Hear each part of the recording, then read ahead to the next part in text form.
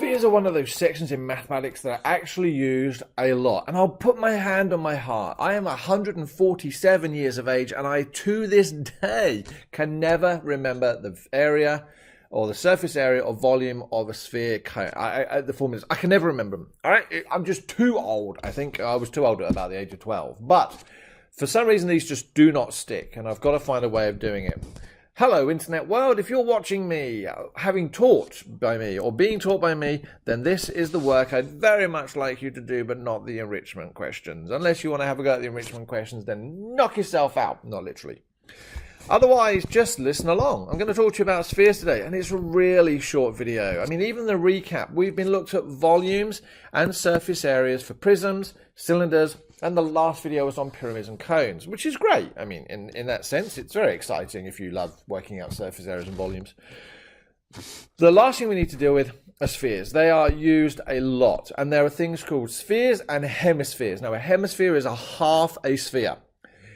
This wonderful planet we live in is actually split into two hemispheres. We have a northern hemisphere and a southern hemisphere. Me, with my British accent, I used to live in the northern hemisphere, and then having moved to somewhere with significantly better weather, I now live in the southern hemisphere in Australia. Time your kangaroo down. See, I've been practicing talking like Australian. How fabulous. Hemispheres are used in exam questions ever such a lot. Now, I'll be very, very careful with hemispheres, and I'll explain why in a moment. But the surface area, the only thing you need to know for the surface area of a sphere, and this whole video is dealing with only spheres, is given by 4 pi r squared. Thank you so very much. Lovely formula. Write it in your summary book. Learn it if you need to. Write it on your note sheet.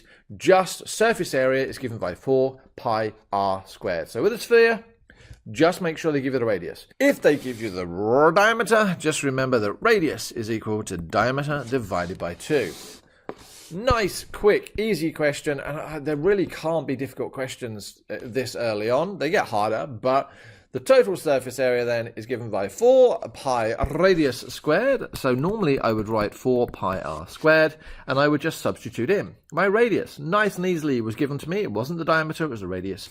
And so 4 times pi times 3 squared. Well, 3 squared is 9. And 4 times 9 is 36. And again, I always, unless the question asks me otherwise, and unless they say to 2 decimal places, or 1 decimal place, or 3 decimal places, I would leave it in terms of pi, which is known as an exact answer. Never, never, never round answers until the very, very last part. So if you were working the total surface area of a cuboid out, for example, I would never ever round my answers until the very, very last one. And 36 pi, you can add things, you can do whatever. Notice that my area is given and my answer is given as centimeter squared. Why? It is critically important that when you are asked to give an area, or in fact anything in a measurement topic, you'd give your units of measurement. You must give the units, right? So last thing, really, quite literally, the last thing is the volume of a sphere. Again, this is a formula I can never remember. I don't know why, just genetically not able. I can do maths, I seemingly can't remember this formula. Once again, what do you notice? The only thing they need to give you is the radius. Once again, if they give you the diameter, remember the radius is equal to the diameter divided by 2. And they'll do that in an exam. They'll try and trick you. But write this formula in your summary book, notes, formula page, whatever it is you're allowed to use in your school, and let's use it. So the volume, in this case, I wrote the formula. Always write the formula in an exam question. You'll be surprised. Most teachers will give 1 mark for just writing the correct formula down, which I think is awesome. It's almost like giving you 1 mark for spelling your surname correctly. Actually, maybe I should start doing that with some of my kids. Too much information, moving on. So what do I need to know? Just the radius. Do they give me the radius? They do. It's 4 centimeters. So 4 over 3 times pi times 4 cubed. And then I need to do 64 times 4 over 3. Now again, remember with multiplication, 2 times 3 times 4 is the same as 4 times 3 times 2, which is the same as 2 times 4 times 3. You can swap them all around. So I'm going to rethink this one as 4/3 times 64 times pi. Now those dots don't mean decimal points, they actually mean timesing, and there's a big difference. We use this in the UK and probably all over the world to try and make sure that we don't have all these X's which are times all over the place. So I'm now going to work out 4/3 of 64. And the way to do that, that's the same as 4 times 64 on 3. And there's nothing wrong with using pencil and paper, and you see I can do it there. I've done 64 times 4 is 256. So that becomes 256 on 3. Now, 3 does not go into 256 nicely. And so, once again, I'm going to leave this as 256 on 3 pi. It's an exact value, but because it's a volume, I've put centimeters cubed as my answer. Now, hemispheres, really, really important. A hemisphere is half a sphere. They're actually incredibly difficult to draw in a two-dimensional thing, but that's actually not too bad. Now, when you're trying to work out the surface area of a hemisphere, do not be tricked. While we know the surface area of a sphere, and I'm going to draw a picture of a sphere, is 4 pi r squared, and I'm just going to go back up because I'm genetically programmed to forget this thing, 4 pi r squared. What that's giving me is the whole sphere. Lots of people go to me, well, hold on a moment, but a hemisphere is half a sphere. It really is. Congratulations. And I like that. So they say to me, well, can't I work out then the total surface area for my hemisphere as 4 pi r squared, which is the whole circle, and just divide it by 2, which would give me 2 pi r squared. And I go, well, yes, you could, but then you'd actually only have part of the answer.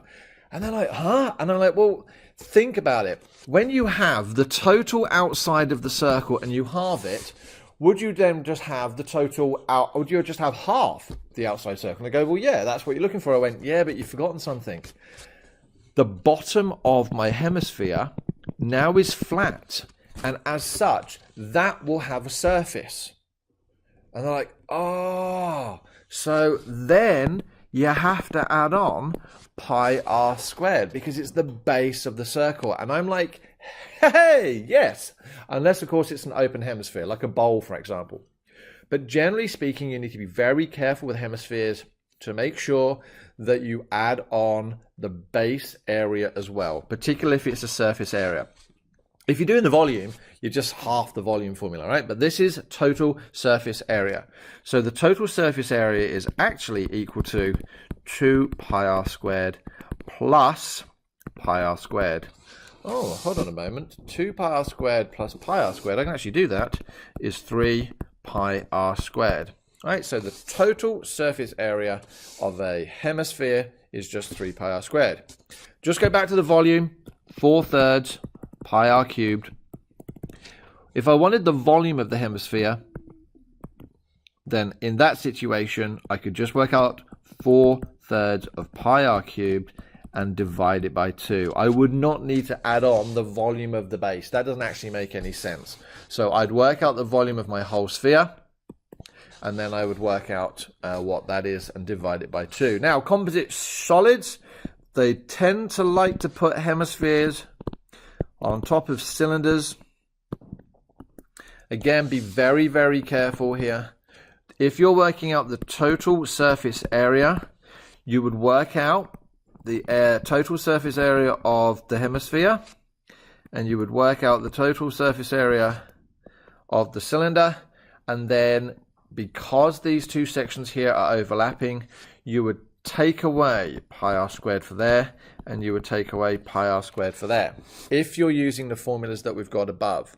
Alternatively, if you break it down and just do bits by bits, but for surface area where things are overlapping, you have to take away the areas of the overlap for both shapes. All right? Volume, though, when you're trying to do volume, again, because volume I think is so much easier, you would work out the volume of your hemisphere, you'd work out the volume of your cylinder, and then you would simply add them together. All right, that's this lesson done. Not particularly complicated again, it's on spheres. Once you know those two formulas, it's much, much simpler. So, thanks very much for watching. I look forward to seeing you next time. It's been so great having you watch this video that I'd like to see you again and again and again. Wow, we could make some amazing maths together. So, if you'd like to, and you'd like to be updated as to when I upload new videos, why not subscribe by clicking the button on the right?